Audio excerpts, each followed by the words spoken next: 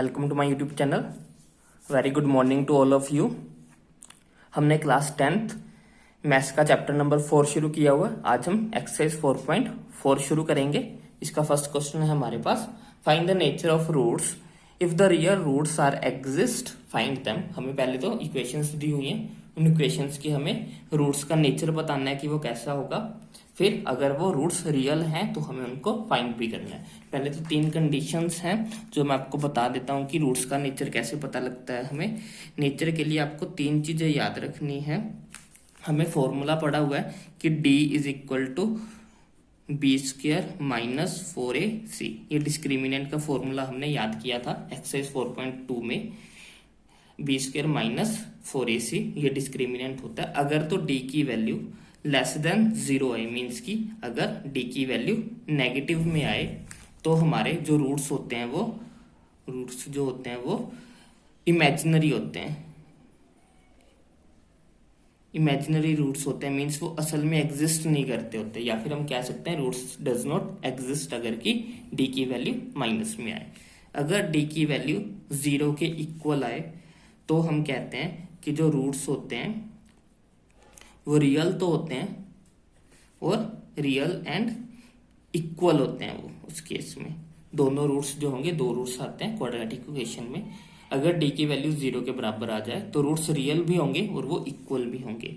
और अगर d की वैल्यू 0 से बड़ी आ जाए, d की वैल्यू अगर 0 से बड़ी आ जाए तो रूट्स जो होते हैं वो, जो हमारे रूट्स होंगे वो रियल होंगे एंड डिफरेंट भी होंगे। दोनों अलग अलग रूट्स भी आएंगे हमारे पास।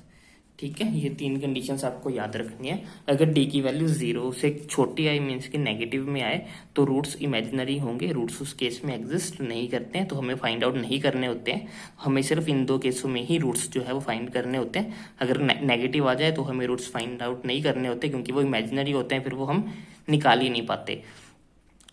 अगर d 0 के बराबर आ जाए तो दोनों रूट्स जो होते हैं वो बराबर होते हैं और रियल होते हैं। अगर d 0 से बड़ा आ जाए, पॉजिटिव नंबर हो कोई भी, तो हम कहते हैं कि रूट्स जो है वो रियल भी हैं और डिफरेंट भी है, डिस्टिंक्ट रूट आते हैं उस केस में।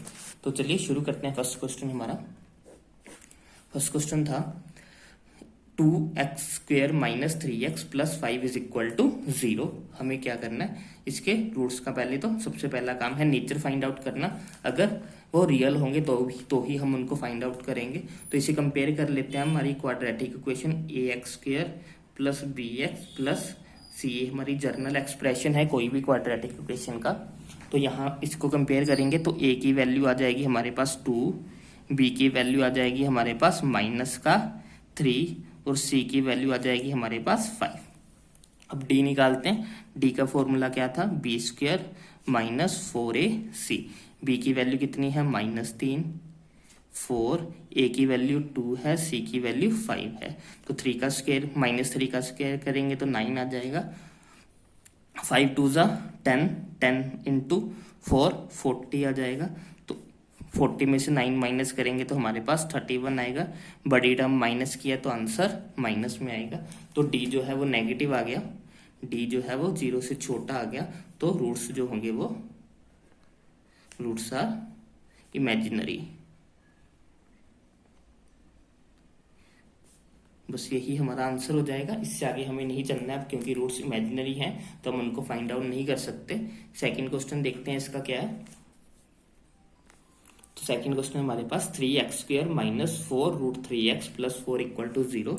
इसको कंपेयर करेंगे हम अपनी quadratic equation a square plus bx plus c equal to 0 के साथ।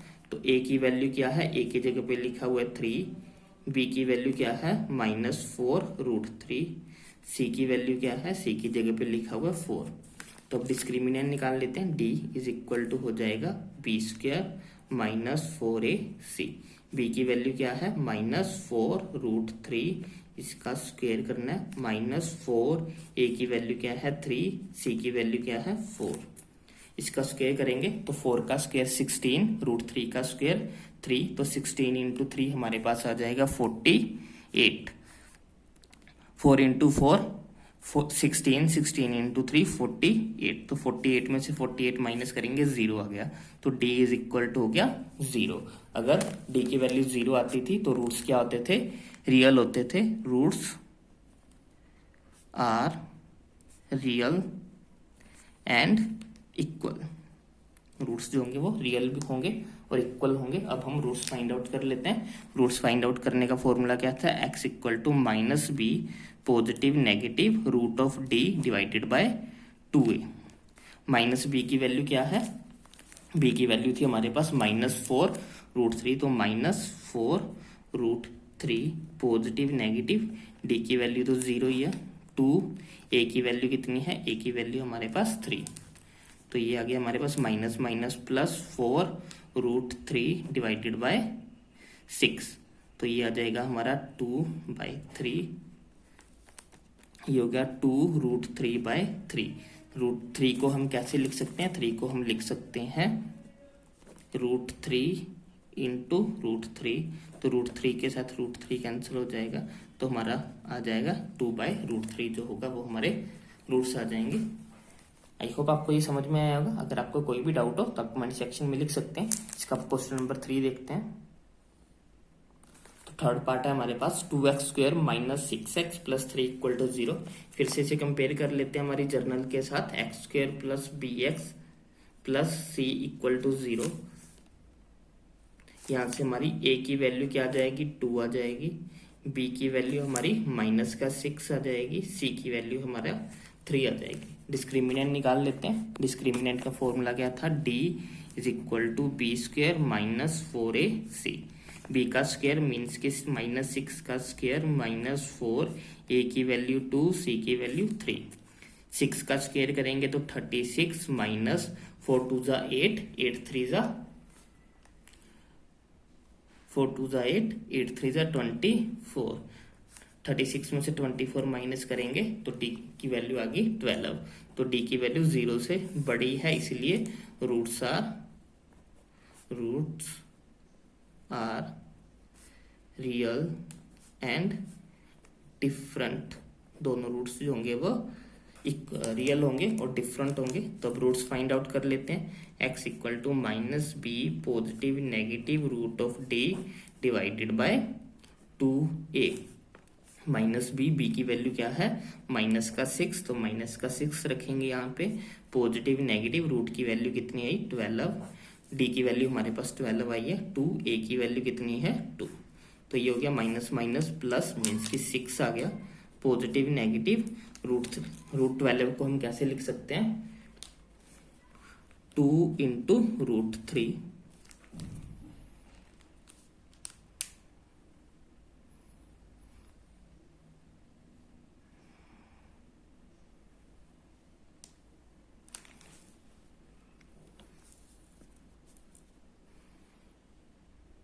टू इंटू 2 4, यहाँ से 2 जो है वो कॉमन आ जाएगा, ये हो जाएगा हमारा 2 3 पॉजिटिव नेगेटिव √3 डिवाइडेड बाय 2, ये कैंसिल आउट हो जाएगा। सॉरी यहाँ पे 4 है, यहाँ पे आ जाएगा 2, ये हो गया हमारा 3 पॉजिटिव नेगेटिव √3/2।